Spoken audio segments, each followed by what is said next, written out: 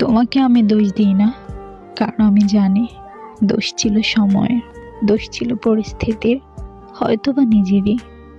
সব কিছুই তো ঠিক ছিল, কিন্তু কি এমন হলো? সব কিছু হঠাৎ করেই কেন এত এলোমেলো হয়ে গেল? ভাগ্যের উপর খুবই অভিমান হয়। ভাগ্য কেন আমার মনের কথাগুলো বুঝলো না? আমি চেয়েছিলাম একটু ভালোবাসা, একটু শান্তি, একটু সুখ, কিন্তু ভাগ্য আমায় দিল অভিমান, অশান্তি আর অনেকগুলো কান্না ভরা রাত।